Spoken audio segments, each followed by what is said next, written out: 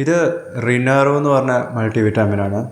ഇത് റിനർ പ്ലസ് ആണ്. റിനറിനേക്കാളും വില കൂടുതൽ റിനർ പ്ലസിനാണ്. പക്ഷെ അതിൻ്റെ അർത്ഥം ഇത് റിനറിനേക്കാളും നല്ലതാണെന്നാണോ? ഹായ് ഫ്രണ്ട്സ്, ഞാൻ ഡോക്ടർ പ്രസൂൺ. ഇന്നത്തെ വീഡിയോ റിനറിനെ കുറിച്ചാണ്. ഇതിൻ്റെ ഇൻഗ്രീഡിയൻസ് എന്തൊക്കെയാണ്, ഇത് ആരൊക്കെയാണ് കഴിക്കേണ്ടത്, ഇതിൻ്റെ സൈഡ് എഫക്ട്സ് എന്തൊക്കെയാണ്, ഡോസ് എത്രയാണ്, ഇതെല്ലാം നമുക്ക് ഈ വീഡിയോയിൽ കവർ ചെയ്യാം. വെൽക്കം ബാക്ക് ടു ഡോഫുഡി. നമുക്ക് മൾട്ടിവിറ്റാമിൻസ് സ്ഥിരമായിട്ട് കഴിക്കുന്നവർക്ക് റിനറിനെ കുറിച്ച് അറിയലുണ്ടാവും. പലതരത്തിലുള്ള ഓപ്ഷൻസ് ഇന്ത്യയിൽ അവൈലബിൾ ആണ്. ന്യൂറോബയൻ ഫോർട്ടിനെ കുറിച്ച് ഞാൻ മുമ്പേ വീഡിയോ ചെയ്തിട്ടുണ്ട്. സുപ്രാഡിൻ എന്താണെന്നുള്ളത് മറ്റൊരു വീഡിയോയിൽ ഞാൻ കവർ ചെയ്തിട്ടുണ്ട്. ആ വീഡിയോയിലെല്ലാം നിങ്ങൾ കമൻറ്റിൽ ചോദിച്ചത് ഇതിനെക്കുറിച്ചാണ്, റിനർ. അതുകൊണ്ട് ഇന്നത്തെ വീഡിയോ റിനറിനെ കുറിച്ചാണ്. ഇത് എറിസ് ലൈഫ് സയൻസ് എന്ന് പറഞ്ഞ കമ്പനീൻ്റെ പ്രൊഡക്റ്റാണ്. ഇത് 15 സോഫ്റ്റ് ജെൽ ക്യാപ്സ്യൂൾസ് അടങ്ങിയിരിക്കുന്ന പാക്കറ്റാണ്. ഇതിൻ്റെ ഇൻഗ്രീഡിയൻസിനെ കുറിച്ച് ഇനി പറയാം. ഇതിൽ മെയിനായിട്ട് അടങ്ങിയിരിക്കുന്നത് മീഥൈൽ കൊബലാമിൻ ആണ്. മീഥൈൽ കൊബലാമിൻ എന്ന് പറഞ്ഞാൽ വൈറ്റമിൻ B12 ഒരു രൂപമാണ്. ഒരു വാട്ടർ സോലബിൾ വൈറ്റമിൻ ആണ്. ഓരോ ക്യാപ്സ്യൂളിലും അടങ്ങിയിരിക്കുന്ന വൈറ്റമിൻ B12 എന്ന് പറയുന്നതിൻ്റെ ക്വാണ്ടിറ്റി 500 മൈക്രോഗ്രാം ആണ്.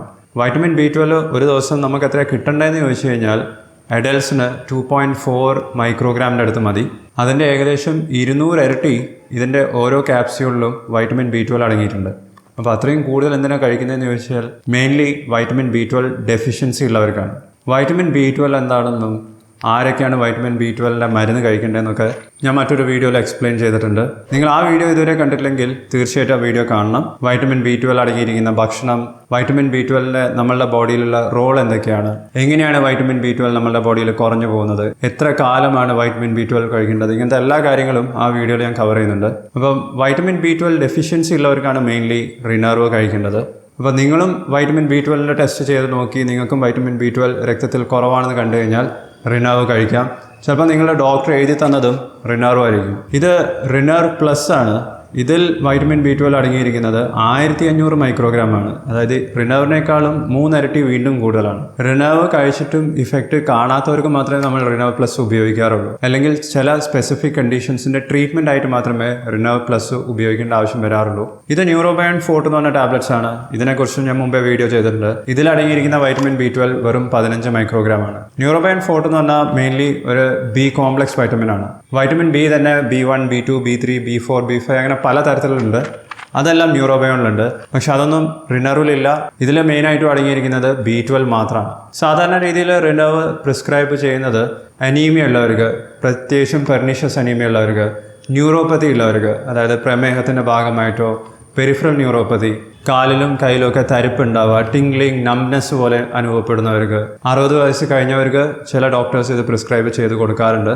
നിങ്ങൾക്ക് B കോംപ്ലക്സ് വൈറ്റമിൻസ് ആണ് വേണ്ടതെങ്കിൽ റിനർവിനേക്കാളും നല്ല option Neurobion photo, Neurobion plus ആയിരിക്കും. ഇനി അടുത്തതായിട്ട് റിനർവിൽ അടങ്ങിയിരിക്കുന്നത് ആൽഫ ലിപ്പോയിക് ആസിഡ് ആണ്. ഇതൊരു ഇസെൻഷ്യൽ ന്യൂട്രിയൻ്റ് അല്ല, നമ്മൾ കഴിക്കുന്ന ഭക്ഷണത്തിൽ കിട്ടുന്നുണ്ട്. പക്ഷേ ആൽഫ ലിപ്പോയിക് ആസിഡ് അല്ലെങ്കിൽ ALA ഇതിന് പവർഫുൾ ആയിട്ടുള്ള ആൻറ്റി ഓക്സിഡൻറ്റ് പ്രോപ്പർട്ടീസ് ഉണ്ട്. നമ്മളുടെ ശരീരത്തിൽ ഉണ്ടാകുന്ന പലതരത്തിലുള്ള ഫ്രീ റാഡിക്കൽസിനെ ഫൈറ്റ് ചെയ്യാനും പലതരത്തിലുള്ള ഇൻഫ്ലമേറ്ററി കണ്ടീഷൻസ് വരാതെ നോക്കാനും ആൽഫ ലിപ്പോയിക് ആസിഡിൻ്റെ റോളുണ്ട്. റിനർവിൻ്റെ ഓരോ ക്യാപ്സ്യൂളിലും ആൽഫ ലിപ്പോയിക് ആസിഡ് അടങ്ങിയിരിക്കുന്നത് 100 മില്ലിഗ്രാം ആണ്. ഒരു അഡൾട്ടിന് ഒരു ദിവസം ALA കിട്ടേണ്ടത് 200, 300, 400 മില്ലിഗ്രാം വരെയൊക്കെ ആവാം. അപ്പോൾ 100 മില്ലിഗ്രാം എന്ന് പറഞ്ഞു കഴിഞ്ഞാൽ കുഴപ്പമില്ലാത്ത ഡോസാണ്. റിനർ പ്ലസിൽ ആൽഫ ലിപ്പോയിക് ആസിഡ് ഇതിൻ്റെ ഇരട്ടി വരുന്നുണ്ട്. 200 മില്ലിഗ്രാം അടങ്ങിയിട്ടുണ്ട്. റിനറിൽ അടങ്ങിയിരിക്കുന്ന മൂന്നാമത്തെ ന്യൂട്രിയൻ്റ് എന്ന് പറയുന്നത് ഇനോസിറ്റോൾ ആണ്. ഇനോസിറ്റോളിനെ കുറിച്ചും ഞാൻ മുമ്പേ ഒരു വീഡിയോ ചെയ്തിട്ടുണ്ട്. പ്രമേഹമുള്ളവർക്കും വെയിറ്റ് ലോസിനും PCOD ഇങ്ങനെ പലതരത്തിലുള്ള കണ്ടീഷൻസിൽ ബെനിഫിറ്റ് ഉള്ള ഒരു തരത്തിലുള്ള ന്യൂട്രിയൻ്റ് ആണ് ഇനോസിറ്റോൾ എന്ന് പറയുന്നത്. പക്ഷേ ഇനോസിറ്റോൾ സപ്ലിമെൻ്റ് രൂപത്തിൽ കഴിക്കുകയാണെങ്കിൽ മിനിമം ഒരു ദിവസം 1000 മില്ലിഗ്രാം, അതായത് 1 ഗ്രാമൊക്കെ കഴിക്കേണ്ടതാണ്. റിനർവിന് ഒരു ക്യാപ്സ്യൂളിൽ ഇനോസിറ്റോൾ അടങ്ങിയിരിക്കുന്നത് 100 മില്ലിഗ്രാമേ ഉള്ളൂ. റിനർവ് പ്ലസിലും ഇനോസിറ്റോളിൻ്റെ ഡോസിൽ വലിയ വ്യത്യാസമില്ല. ഓരോ ക്യാപ്സ്യൂളിലും 100 മില്ലിഗ്രാം തന്നെ അടങ്ങിയിട്ടുള്ളൂ. റിനർവിൽ അടങ്ങിയിരിക്കുന്ന അടുത്ത വിറ്റാമിൻ ഫോളിക് ആസിഡ് ആണ്. 0.5 മില്ലിഗ്രാം, അതായത് 1/2 മില്ലിഗ്രാം മാത്രമേ ഇതിൻ്റെ ഓരോ ക്യാപ്സ്യൂളിലും ഫോളിക് ആസിഡ് അടങ്ങിയിട്ടുള്ളൂ. ഫോളിക് ആസിഡ് ഒരു B വിറ്റമിൻ തന്നെയാണ്. വിറ്റാമിൻ B9 എന്ന് പറയുന്നത് ഫോളിക് ആസിഡാണ്. സ്ത്രീകൾ പ്രസവ സമയത്ത് കഴിക്കുന്ന ഒരു വിറ്റാമിനാണ് ഫോളിക് ആസിഡ് എന്ന് പറയുന്നത്. ഫീറ്റസിന് ന്യൂറൽ ട്യൂബ് ഡിഫക്ട്സ്, ബ്രെയിനിലും സ്പൈനൽ കോഡിലും പ്രശ്നങ്ങളൊന്നും വരാതിരിക്കാൻ സ്ത്രീകൾ പ്രഗ്നൻസി ടൈമിൽ ഫോളിക് ആസിഡ് 5 മില്ലിഗ്രാം വരെയൊക്കെയാണ് കഴിക്കേണ്ടത്. അഡൽട്സിൻ്റെ കാര്യത്തിൽ വരുമ്പം ഫോളിക് ആസിഡിൻ്റെ RDA എന്ന് പറയുന്നത് 0.4 മുതൽ 0.6 മില്ലിഗ്രാം ആണ്. അപ്പോൾ അത് ഇതിൽ നിന്നും എന്തായാലും കിട്ടുന്നുണ്ട്. ഓരോ ക്യാപ്സ്യൂളിലും 0.5 മില്ലിഗ്രാം കിട്ടുന്നുണ്ട്. അത് റിനർവ് പ്ലസിൻ്റെ കാര്യത്തിലേക്ക് വരുമ്പം 1.5 മില്ലിഗ്രാമായി കൂടുന്നുണ്ട്. അതായത് 3 ഇരട്ടി ആവുന്നുണ്ട്. റിനർവ് ആണെങ്കിലും റിനർവ് പ്ലസ് ആണെന്നുണ്ടെങ്കിലും പ്രഗ്നൻസി ടൈമിൽ നിങ്ങൾ കഴിക്കുന്നതിന് മുമ്പേ ഡോക്ടറായിട്ട് തീർച്ചയായിട്ടും കൺസൾട്ട് ചെയ്യണം. കാരണം നിങ്ങൾ ഓൾറെഡി പ്രഗ്നൻസി ടൈമിൽ കഴിക്കുന്ന മറ്റു തരത്തിലുള്ള വിറ്റാമിൻസിൽ ഇതിൽ അടങ്ങിയിരിക്കുന്ന പല വിറ്റാമിൻസും മിനറൽസും അടങ്ങിയിട്ടുണ്ടാകും. അപ്പം ഓവർ ഡോസേജും ടോക്സിസിറ്റിയും അവോയ്ഡ് ചെയ്യേണ്ടതാണ്. ഇതിൽ അടങ്ങിയിരിക്കുന്ന അടുത്തൊരു മിനറൽ ക്രോമിയമാണ്. ക്രോമിയം എന്ന് പറയുന്ന ഒരു മൈക്രോ ന്യൂട്രിയൻ്റ് ആണ്. നമുക്ക് വളരെ ചെറിയ എമൗണ്ടിൽ മാത്രം മതി. 20 മുതൽ 30-35 മൈക്രോഗ്രാം ഒക്കെ ഒരു മുതിർന്ന ആൾക്ക് കിട്ടിയാൽ മതി. റിനർവിൽ ഒരു ക്യാപ്സ്യൂളിൽ 65 മൈക്രോഗ്രാം ക്രോമിയം അടങ്ങിയിട്ടുണ്ട്. റിനർവ് പ്ലസിൻ്റെ കാര്യത്തിലേക്ക് വരുമ്പം അത് 200 മൈക്രോഗ്രാം ആണ്. റിനർവ് അതുകൊണ്ട് ഡെയിലി 2 മാസം 3 മാസം വരെ കഴിക്കുന്നതിനൊന്നും പ്രശ്നമില്ല. പക്ഷേ റിനർവ് പ്ലസ് നിങ്ങൾ കഴിക്കുകയാണെന്നുണ്ടെങ്കിൽ അത് ലോങ് ടേം കഴിക്കുന്നതിന് മുമ്പേ നിങ്ങളുടെ ഡോക്ടറായിട്ട് തീർച്ചയായിട്ടും കൺസൾട്ട് ചെയ്യണം. കിഡ്നി ഫംഗ്ഷൻ ടെസ്റ്റ് ചെയ്ത് നോക്കേണ്ടതാണ്. റിനർവിൽ സെലീനിയം ഡയോക്സൈഡ് അടങ്ങിയിട്ടുണ്ട്. 18 മൈക്രോഗ്രാം ആണ്. ഇതും ഒരു അഡൽട്ടിന് വേണ്ട ഏകദേശം RDAൻ്റെ ലെവലിൽ തന്നെ വരുന്നുണ്ട്. സെലീനിയത്തിന് നമ്മുടെ ബോഡിയിൽ പലതരത്തിലുള്ള റോളുണ്ട്. ഇതൊരു മൈക്രോ ന്യൂട്രിയൻ്റ് ആണ്. സ്കിന്നിനും ഹെയറിനും ഒക്കെ സെലീനിയം അത്യാവശ്യം വേണ്ട ഒരു മൈക്രോ ന്യൂട്രിയൻ്റ് ആണ്. റിനർവ് പ്ലസിൽ സെലീനിയം അല്ല, സെലിനോ മെത്തിയോണിൻ എന്ന് പറഞ്ഞ ഒരു അമിനോ ആസിഡ് ആണ് വരുന്നത്. മെത്തിയോണിൻ്റെ കൂടെയാണ് സെലീനിയം റിനർവ് പ്ലസിൽ അടങ്ങിയിരിക്കുന്നത്. റിനർവും റിനർവ് പ്ലസും തമ്മിലുള്ള മറ്റൊരു വ്യത്യാസം പറഞ്ഞാൽ റിനർവ് പ്ലസിൽ സിങ്ക് അടങ്ങിയിട്ടുണ്ട്. അത് റിനർവിലില്ല.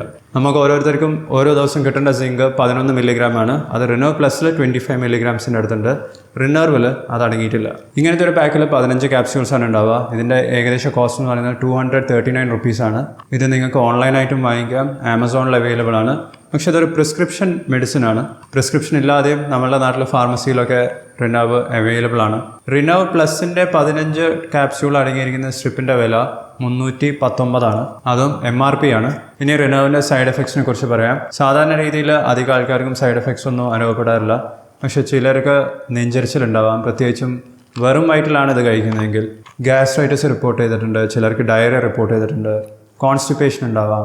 ചിലർക്ക് നോസിയ, വോമിറ്റിംഗ് അതൊക്കെ റിപ്പോർട്ട് ചെയ്തിട്ടുണ്ട്. ഇനി ഇതിൻ്റെ ഡോസ് എന്ന് പറയുന്നത് ഒരു ദിവസം ഒരു ക്യാപ്സ്യൂൾ മതിയാവും. ഒന്നിൽ കൂടുതൽ ക്യാപ്സ്യൂൾ ഒരു ദിവസം കഴിക്കണമെങ്കിൽ ആദ്യം പ്രിസ്ക്രിപ്ഷനിൽ ഡോക്ടർ അങ്ങനെ എഴുതിയിട്ടുണ്ടാവണം. ഇനി ഇത് കഴിക്കേണ്ടത് ഭക്ഷണം കഴിച്ചതിന് ശേഷമാണ്. വെറും വയറ്റിൽ കഴിക്കാത്തതാണ് നല്ലത്. രാവിലെയോ രാത്രിയോ എപ്പോഴാണെങ്കിലും കുഴപ്പമില്ല. പക്ഷേ ഒരേ സമയത്ത് കഴിക്കുന്നത് ഇമ്പോർട്ടൻ്റ് ആണ്. നിങ്ങൾ എല്ലാ ദിവസവും രാവിലെയാണ് കഴിക്കുന്നതെങ്കിൽ അടുത്ത ദിവസവും രാവിലെ തന്നെ കഴിച്ചു പോവാം. റിനർവിന് എത്ര കാലത്തേക്കാണ് കഴിക്കേണ്ടതെന്ന് ചോദിച്ചാൽ നിങ്ങൾക്ക് 2-3 മാസം വരെ കഴിക്കാം. ഡെയിലി കഴിക്കാം. അതിനുശേഷം 1-2 മാസം നിർത്തി വെക്കുക. അതിനുശേഷം വീണ്ടും കഴിക്കാം. പക്ഷേ കണ്ടിന്യൂസ് വർഷങ്ങൾ കഴിക്കുന്നതിന് മുമ്പേ ഡോക്ടേഴ്സുമായി തീർച്ചയായിട്ടും ഒന്ന് കൺസൾട്ട് ചെയ്യുന്നത് നല്ലതാണ്. വേറെ ഒരു കാര്യം ശ്രദ്ധിക്കേണ്ടത്, റിനർവ് നിങ്ങൾ കഴിക്കുന്നതിൻ്റെ കൂടെ ആൻറ്റാസിഡ്സ് കഴിക്കുമ്പം പ്രശ്നങ്ങളുണ്ടാകാം. ഇതിൻ്റെ അബ്സോർപ്ഷനെ അത് ബാധിക്കാം. ആൻറ്റാസിഡ്സ് എന്ന് പറഞ്ഞാൽ അസിഡിറ്റി കുറയ്ക്കാൻ ഉപയോഗിക്കുന്ന തരത്തിലുള്ള മരുന്നുകളാണ്. പ്രോട്ടോൺ പമ്പ് ഇൻഹിബിറ്റേഴ്സിൻ്റെ കൂടെ കഴിച്ചു കഴിഞ്ഞാലും ഇതിൻ്റെ അബ്സോർപ്ഷൻ ഇഷ്യൂസ് ഉണ്ടാവാം. പ്രോട്ടോൺ പമ്പ് ഇൻഹിബിറ്റേഴ്സിൻ്റെ എക്സാമ്പിളാണ് ഒമിപ്രസോൾ, പാൻറ്റോപ്രസോൾ, റാബിപ്രസോൾ. ഭക്ഷണം കഴിക്കുന്നതിൻ്റെ മുമ്പേ കഴിക്കുന്ന മരുന്നുകളായിരിക്കും ഇത്. നിങ്ങൾക്ക് ഗ്യാസ്ട്രൈറ്റിസോ ഗ്യാസ്ട്രോഇസോഫേജിയൽ റിഫ്ലക്സ് ഡിസീസ് ഇത്തരത്തിലുള്ള കണ്ടീഷനൊക്കെ ചിലപ്പോൾ നിങ്ങൾ ഓൾറെഡി ആ മരുന്ന് കഴിക്കുന്നുണ്ടാവും.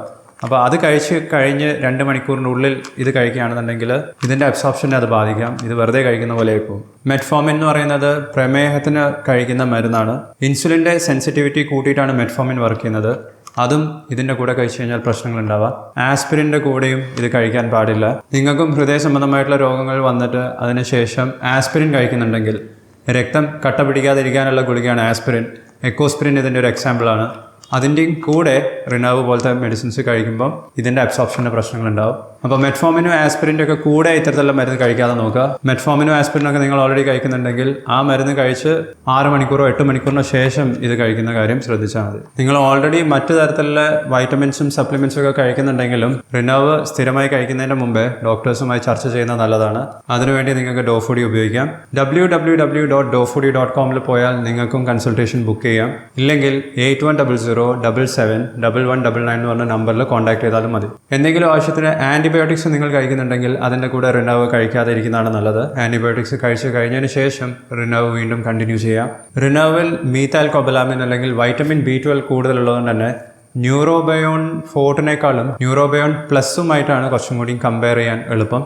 ന്യൂറോബയോൺ പ്ലസിലും മീത്താൽകൊബലാമിൻ്റെ ഡോസാണ് കൂടുതലുള്ളത്. വൈറ്റമിൻ B12ൻ്റെ ഇഞ്ചക്ഷൻസും അവൈലബിൾ ആണ്. ചിലർക്ക് എത്ര വൈറ്റമിൻ B12 അടങ്ങിയിരിക്കുന്ന ക്യാപ്സ്യൂൾസും ടാബ്ലറ്റ്സും കഴിച്ചു കഴിഞ്ഞാലും വൈറ്റമിൻ B12ൻ്റെ സ്റ്റോർ കൂട്ടാൻ സാധിക്കില്ല.